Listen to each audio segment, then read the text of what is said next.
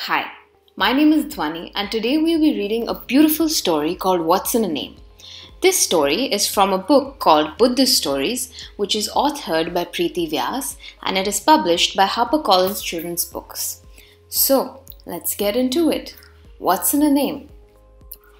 In Takshashila, a city in ancient India, there lived a scholar who had 200 young disciples in his Gurukul. A Gurukul is like a boarding school where students live and get educated under the guidance of a particular guru and his assistant teachers.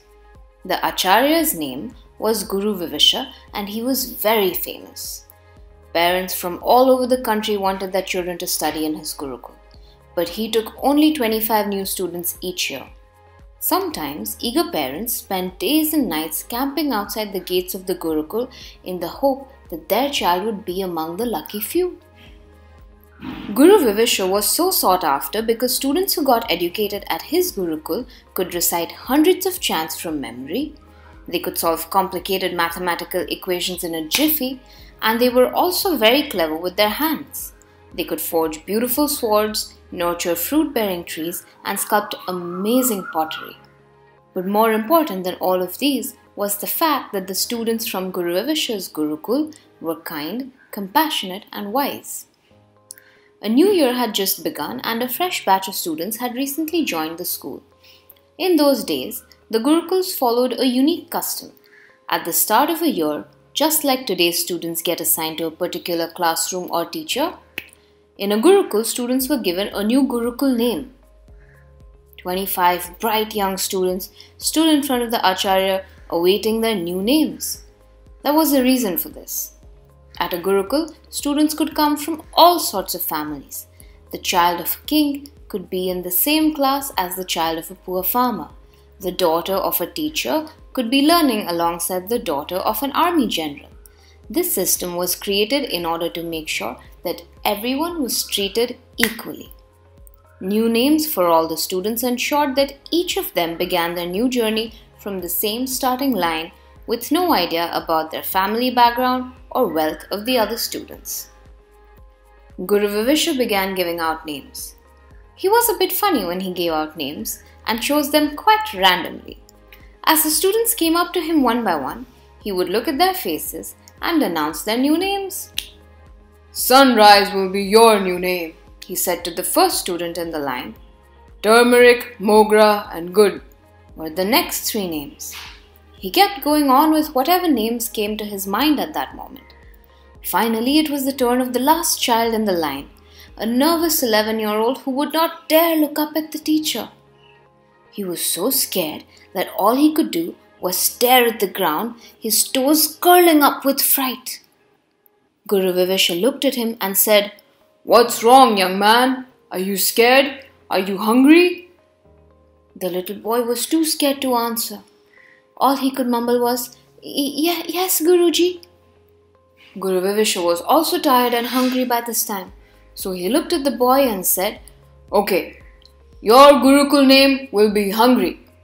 Now let's all go and eat some lunch." Poor Hungry absolutely hated his name.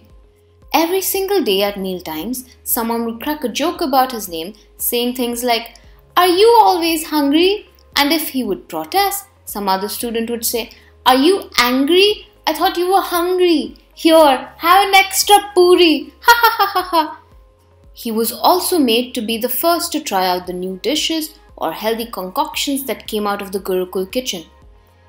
"Give it to him first," they would say.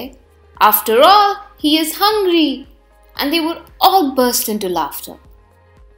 After dinner, the cook would invariably ask him, "Are you still hungry?" It was such a trick question. If he answered yes, the cook would give him another helping of food which he just didn't want. If he answered no, the cook would chuckle. "Oh, you aren't hungry anymore. Have you changed your name?" Hungry got fed up of the constant jokes. One day after lunch, he caught Guru Vivesha sitting alone under a tree feeding birds. Hungry mustered up the courage to speak to Guru Vivesha. Folding his hands in a namaste, he sat at the Guru's feet and said, "Respected Guruji, I can't live with this name anymore. I am sick and tired of being the subject of jokes in the school. Please, please, please change my name. Anything else will do. Guru Vivesha smiled at him and replied, My son, I am ready to change your name, but there is one condition. You have to travel to 3 neighboring towns within 3 weeks and only then return to the Gurukul. Once you return from this trip, I promise I will change your name. In fact, you can choose your own name. One of the first rules of being a student in a Gurukul was that you never disobeyed the instructions of the Acharya. You just didn't do it. So Hungry did what any respectful student would do. He bowed down, touched his Guruji's feet to take his blessings and started preparing for his 3-week journey. He wondered what going to 3 towns and travelling for 3 weeks had to do with changing his name.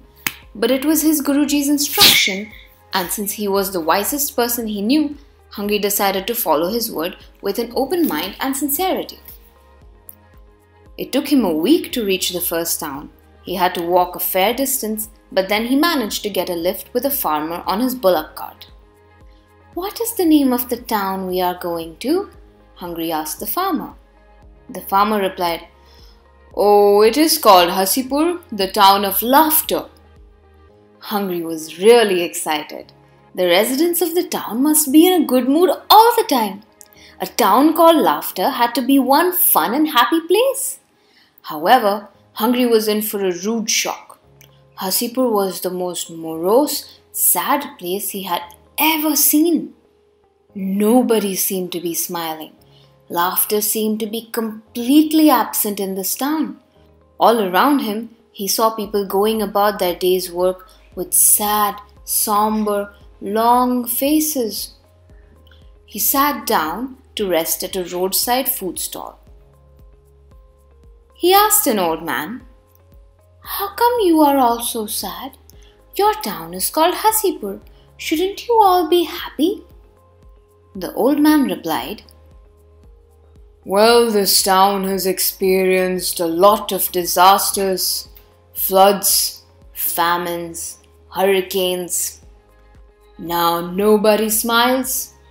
We just go about our day, ready for the next calamity to strike. Hungry was quite sad to hear this. How terrible to live day by day waiting for tragedy to strike. He packed up his belongings to go to the next town. The next town was not too far. He only had to walk for a day, and soon he was on the outskirts of the town. The name of the town was Gopalgaon. It seemed like a sweet, pretty little town with small houses and lots of healthy, happy cows. As he walked through the town, he saw a crowd gathered near a tree. He went closer to see what the commotion was about. People in the audience were saying, Come down! Jump down! We will catch you! When Hungry looked up, he saw a little cat stuck on one of the branches of the tree. The cat had climbed up but was too scared to come down. Hungry couldn't stop smiling when he heard the cat's name. The cat's owner, a young girl, was pleading with him. My dear Bahadur, don't be frightened, I'm right here. A not-so-brave cat, whose name means fearless. Hungry shook his head and started asking for directions to the next town. The third town that Hungry went to had a busy, bustling marketplace with traders loudly hawking their wares and lots of shoppers rushing to and fro. Hungry decided to walk away from the din of the marketplace and find a quiet spot to rest. He spotted a house with the name Shantakutter, meaning a peaceful hut. Ah, this is perfect, he told himself. Just what I need. The family that lives in a place called Shantakutter must be a peace-loving, gentle bunch of people. Bam! Crash! Came the sounds of metal vessels and utensils being thrown to the ground. These sounds were followed by sounds of people screaming and yelling at each other. Ma, he hit me! Cried a little girl.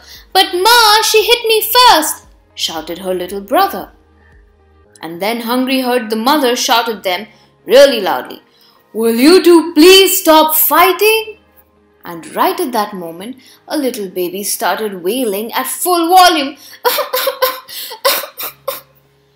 Shantakutter was certainly not a peaceful place.